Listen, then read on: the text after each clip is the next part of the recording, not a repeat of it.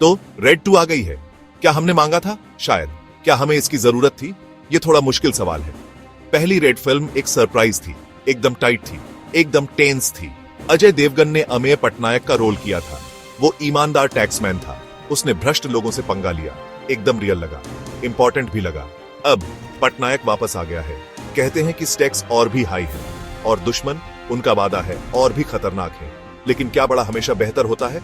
ये सवाल तो पूछना पड़ेगा। ये है 2025। हमने बहुत सारे हीरोज देखे हैं, हमने बहुत सारी फाइट्स देखी है। ओरिजिनल रेड में एक सिंपल सा चार्म था। वो एकदम चूहे बिल्ली का खेल था। ज्यादातर एक ही बड़ी सी हवेली में कन्फाइंड था। टेंशन धीरे धीरे बिल्डअप हुआ।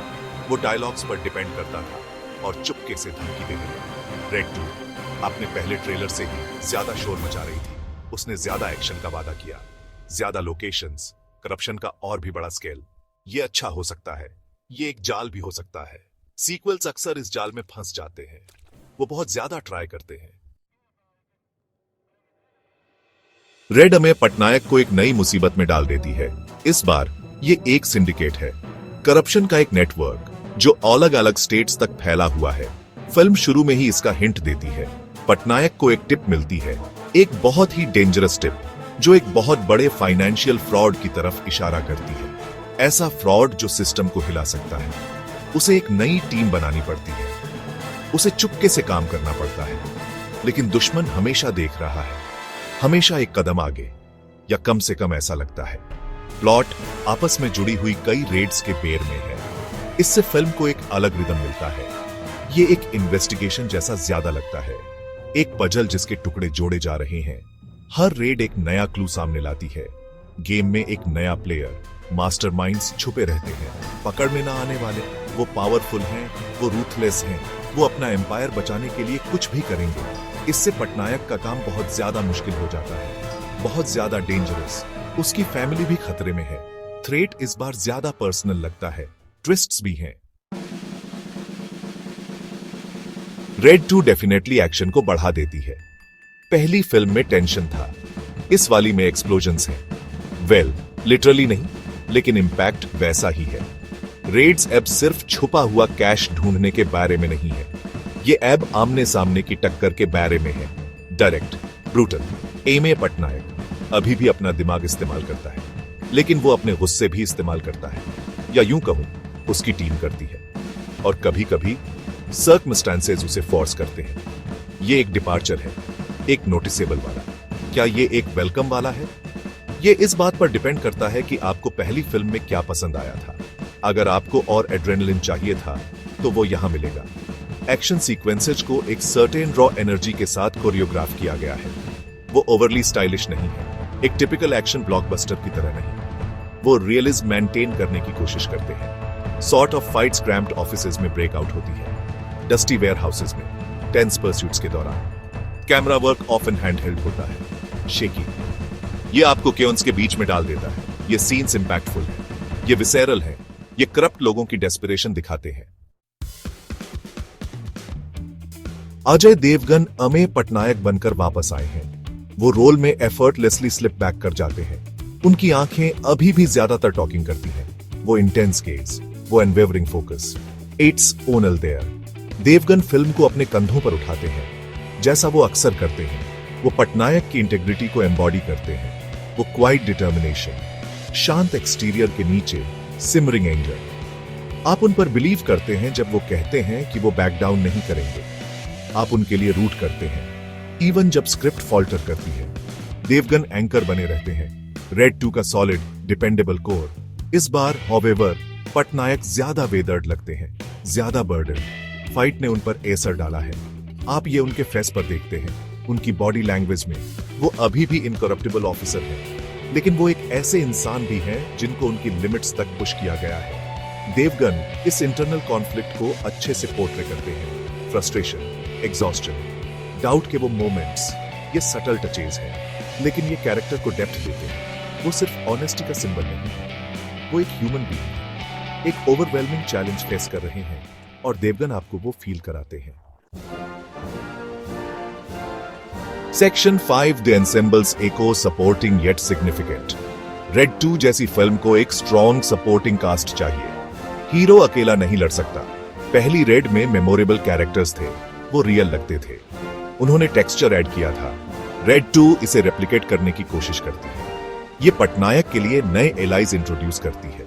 उसकी टीम में नए मेंबर्स, कुछ अच्छे हैं, कुछ थोड़े अंडर डेवलप्ड हैं। उन सबको इनफ स्क्रीन टाइम नहीं मिलता, शाइन करने के लिए इनफ मोमेंट्स नहीं मिलते, लेकिन कुछ अपना इंप्रेशन बनाने में कामयाब होते हैं। वो नेसेसरी बैकअप प्रोवाइड करते हैं। हीरो के आसपास का ह्यूमन एलिमेंट, प्राइमरी एंटागोनिस्ट या एंटागोनिस्ट्स क्रूशियल होते हैं। उनका फॉर्मिडेबल होना जरूरी है, उनका रियल थ्रेट होना जरूरी है। रेड 2 एक डिफरेंट काइंड ऑफ विलेनी ऑफर करती है, मोर कॉर्पोरेट, मोर सोफिस्टिकेटेड, ताऊजी से कम फ्लैम्बोयंट। ये एक इंटरेस्टिंग चॉइस है। ये रोल्स प्ले करने वाले एक्टर्स डिसेंट जॉब करते हैं। वो अपने तरीके से मेनेसिंग है, बोल्ड, कैलकुलेटेड, रूथलेस। लेकिन क्या वो सौरभ शुक्ला की आइकॉनिक परफॉर्मेंस को मैच करते हैं? That's a high bar, a very high bar. Section 6 Gupta's lens, directing detention. Rajkumar Gupta sequel direct करने के लिए वापस आए हैं। उन्होंने पहली रेड हेल्म की थी। वो इस दुनिया को समझते हैं। वो एमए पटनायक को जानते हैं। रेड 2 में उनका डायरेक्शन कॉम्पिटेंट है। वो लार्जर स्केल को कॉन्फिडेंस के साथ हैंडल करते हैं। Multiple locations, complex plot, increased action. वो नैरेटिव को मूविंग रखते हैं। पेसिंग जनरली ब्रिस्क है, स्पेशली फर्स्ट हाफ में। वो सस्पेंस बिल्ड करने की कोशिश करते हैं। वो अर्जेंसी का सेंस क्रिएट करने की कोशिश करते हैं और ऑफन वो सक्सेड करते हैं। फिल्म में एक सर्टेन ग्रिप है। गुप्ता की स्ट्रेंथ रियलिस्टिक एटमॉस्फेयर क्रिएट करने में है, इवन हाइट एंड ड्रामा के बीच में। गवर्नमेंट ऑफिसेज ऑथेंटिक लगते हैं। Red sequences chaotic and predictable लगते हैं। वो प्रोसीडिंग्स को ग्लैमराइज नहीं करते, वो इसे ग्रिटी, ग्राउंडेड रखते हैं। ये पहली फिल्म का हॉलमार्क था और वो इसे यहां भी मेंटेन करने की कोशिश करते हैं। बिगर बजट के बावजूद, ब्लॉकबस्टर डिलीवर करने के प्रेशर के बावजूद ये कमेंडेबल है। वो अननेसेसरी ग्लॉस अवॉइड करते हैं। वो स्टोरी पर फोकस करते हैं, या एटलीस्ट वो कोशिश करते हैं। हाउएवर, डायरेक्शन बिना फ्लॉज के नहीं है। समटाइम्स फिल्म थोड़ी अनइवन लगती है।